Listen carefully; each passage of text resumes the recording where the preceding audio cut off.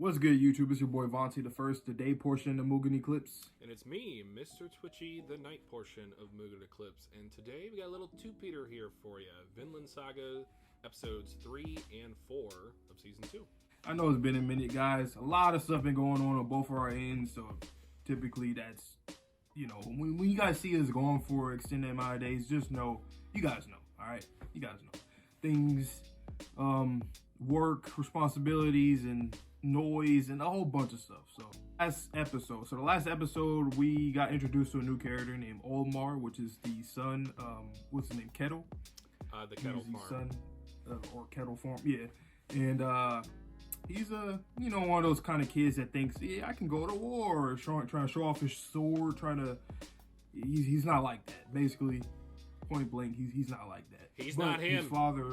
He's not him. But his father wants him to, eventually be the owner of the farm later on, because that's just how that goes usually. But he's like, nah, I want to go to war. I want to be like in Canute's army or whoever.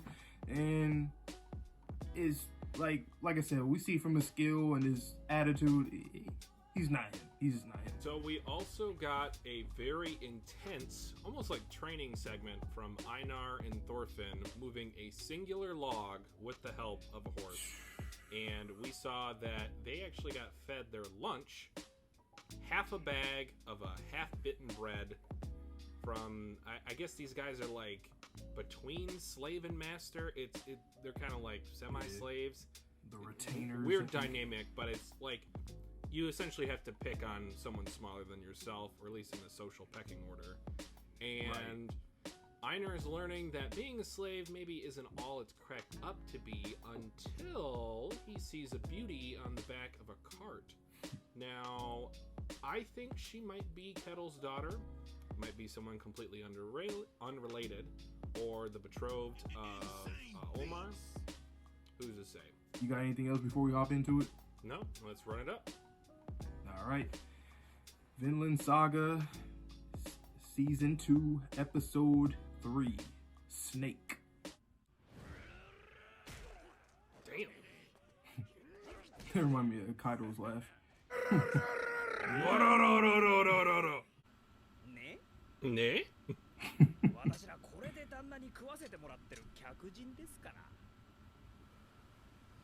Humiliated.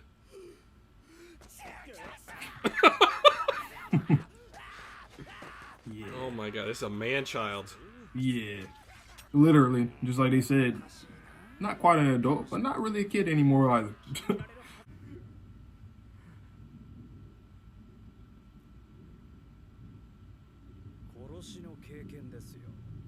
There it is.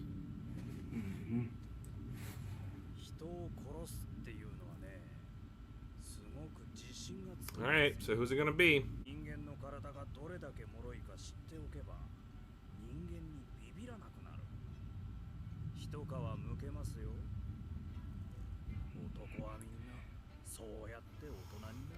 Don't like that. It's interesting.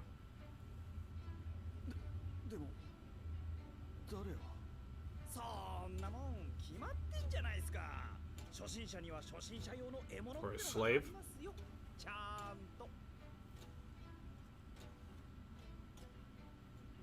Yep. Damn.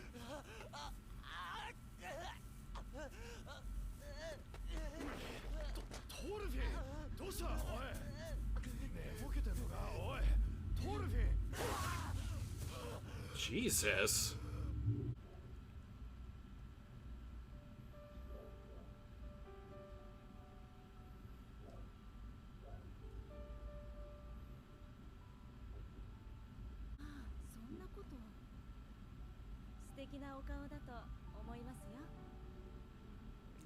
Heartthrob. Boom. Yeah, I think she is his daughter. She does look like him. What are you talking about? You guys are speaking Japanese. No, they're speaking subtitles, Vontae. Subtitle. You're right. They are speaking subtitles. Oh, okay. So that's okay. So she's not? Interesting. Wife? Huh. Okay. Okay. Personal attendant. Okay.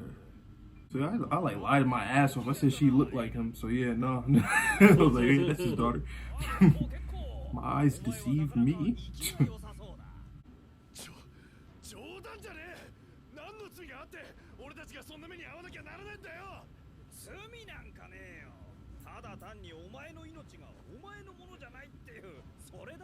This is such a visceral way to show how slavery, it's so inhumane.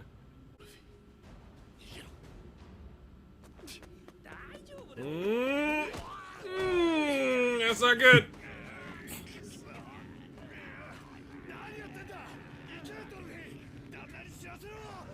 It's crazy. Thorfinn could literally assassinate all of these men in like a second or two. With his bare hands like it's Papa.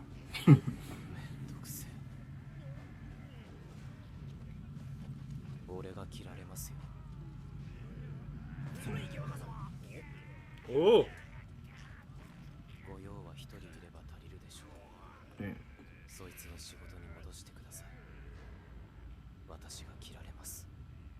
This man Thorfinn, man.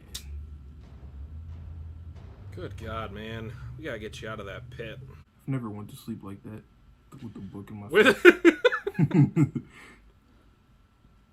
gonna do that on purpose.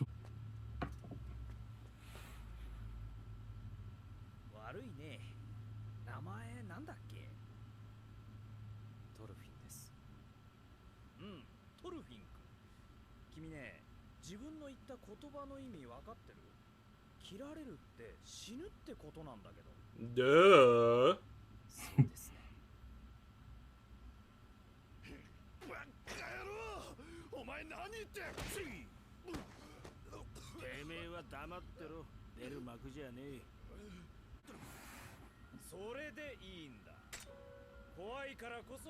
I love that line.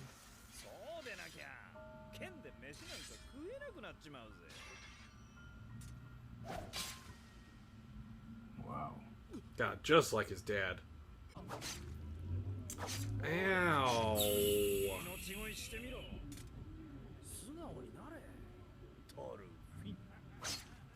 Wow.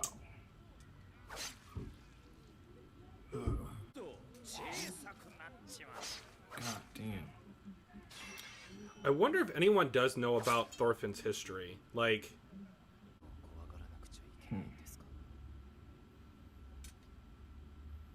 because he's talking about death. His value.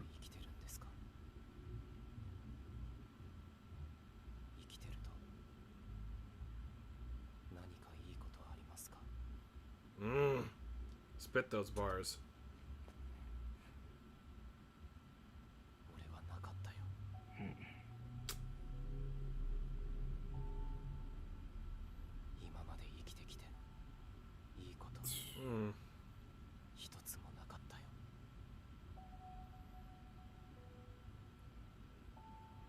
Question about purpose. Askeladd's last words were like, "What you gonna do now from here?" And he like, "I can't." And that was my spoiler. God. Yeah. Wow. Badass though.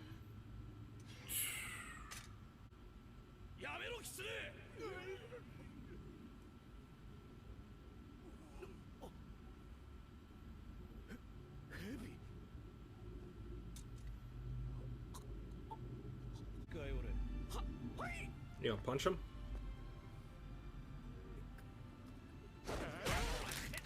Bow! Right in the face. Your nose is now shattered. And that sound too. Badger, fox, snake. Okay. That was good. I really like. The only thing I will comment on, because obviously video's gonna be pretty long. Yep. The only thing I'll really comment on is pretty much the last part. Like I like that just the writing for Thorfinn's character, like I said, it's done really well. And I said it in before too, in the first two episodes, I said that he used to annoy me a lot in the first season for obvious reasons, because of his whole vengeance and all that. But like now he's at a point where it makes sense because, you know, Askeladd's dead, so his goal is dead. It's interesting though because he's so, like I said, disassociated and just so depressed to the point where he can't possibly search for any other purpose. He doesn't see any other purpose or value in life in general. So I wonder what's really going to spark that back. Because of course, little moments we will probably see, you know, throughout the season that will start to get him back. But I can't really think of much at this point, especially seeing what happened at the end of this episode. I'm like, I don't know what it is per se that's going to really get him back on his feet. But yeah, I don't know really. It's if I had to have a guess for that, maybe it's Einar. I don't know. I think he's gonna save someone, whether it be Einar or someone else, and just that gratitude that is shown to him, because he's always known as killing as a way of making money, surviving on his own, and also as a kind of like a road to revenge. But if he kills someone in defense of another person, would that change his outlook? Would he then start to question, hey, that's what I can think of as being a real warrior? Right.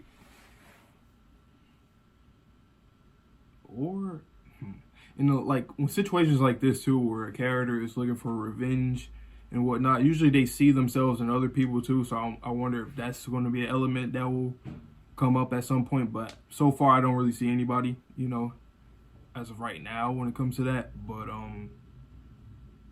so it'll be interesting. It'll be a different way to see a character like this that's went from a happy-go-lucky child to a goddamn just a warrior, if a brute, a savage that only wanted revenge and whatnot, to a slave, and then we'll see where that goes furthermore. And I wonder if it's gonna be like a roller coaster for Thorfinn. I wonder if he's gonna like improve so much and then it's going to go back down and then come back up or be stagnant. Like, I want to see how his journey will be until the end of the story. I want to say that this is the lowest that he'll ever be, but given this time period, he could go lower. He could eventually be rescued from his dark pit of despair by someone that he cares for, whether it be friendship or a love interest. And then they die, and then he has to recontextualize how he's feeling once again. True. Because firstly, it was mostly just about the revenge aspect and the rage aspect from that. But also, it might end up changing into, like, he might learn that, revenge isn't necessarily the right way because I spent so much of my life wanting to get revenge and I couldn't get that. So he could probably use that rage in a different way. Like, say if he gained stuff again and then he just lose it again, I wonder where that would take him in that, like, what dark path would that take him at that point. But yeah, man, that's all I got, though, to say. That's all I got for this episode. I think it was a good reintroduction to Season 2 for us, and excited for Episode 4 coming up next. Right. So, we'll see you guys then. Stay tuned. You guys are, I mean, it's in the same video. You guys know. Anyway, we're going to hop into Episode 2 right about, or 4 right about now.